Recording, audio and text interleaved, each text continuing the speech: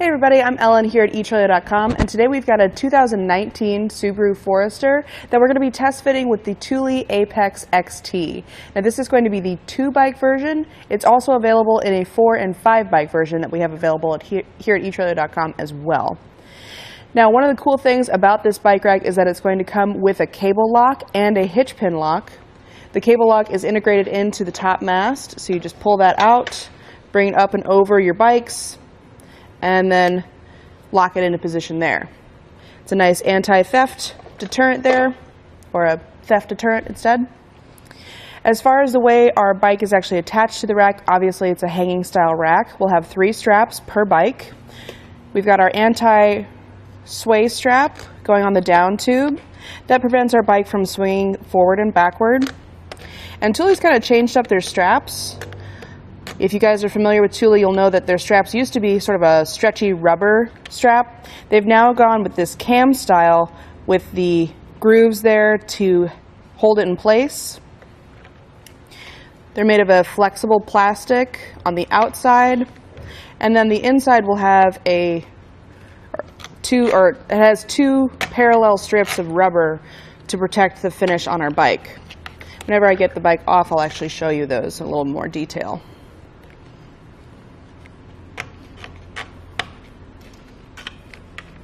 So now we've got all our straps removed. Take our bike off and set that aside.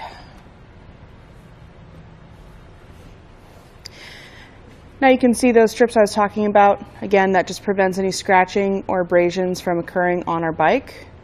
And then the cradle itself is made of a nice flexible rubber as well, again to protect our bike.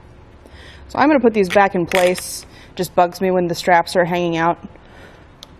But I know a lot of people don't really attach their straps after it. I think it just makes it look more neat. Now I'm going to give you some measurements to help you figure out just about how much space is added to your Forester. With the arms out, it's going to add a bit of length to our Subaru. So it's going to be about 21 inches that we've added to the back. If we come up to the top, we'll be able to move those arms down. Just lift up on this lever, swing the arms down, and now we've made our Apex a little bit more compact. As you saw, I had to move the arms forward to get that lever just latched down all the way. You'll know it's in place because there's a nice audible click, like that. So with the arms down, our overall measurement is now going to be about 11 inches that we've added to the back. The closest point on our Apex is probably going to be these little fins on the back of the rack. Those are about 1.5 inches away from our bumper.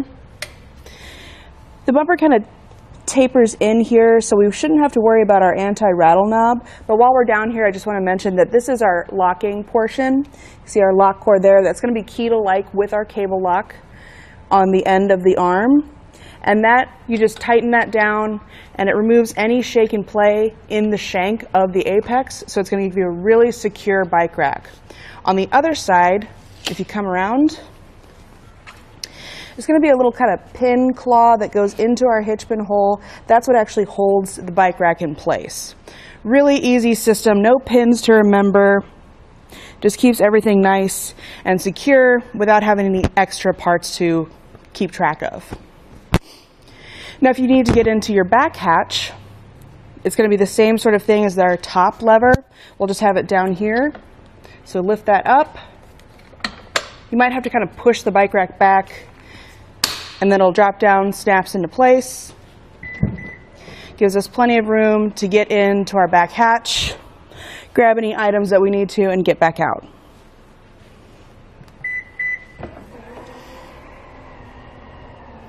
And then we can lift that back into place, but to get that to actually go back, you have to lift the lever up again. So that's one thing to keep in mind there. If it's not going back, you need to lift that lever again. Also on the back of the Apex, there's a little handle. So whenever you take this off of your Subaru, you actually have a place to grab this from and haul it away or throw it at the back of your Subaru. The ground clearance for this is going to be pretty much the same as our hitch, at about a foot there.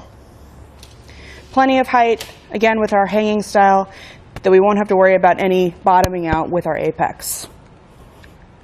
And that's going to do it for our look at the Thule Apex XT 2 bike rack on our 2019 Subaru Forester. Here on our test course, we'll start by going through the slalom. This is going to show us the side-to-side action. This simulates turning corners or evasively maneuvering.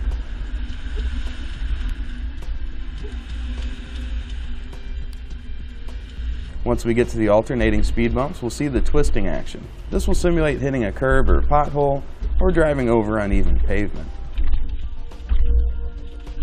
Once we get to the full speed bumps, we'll see the up and down action. This will be just like driving in and out of a parking lot, parking garage, or driveway.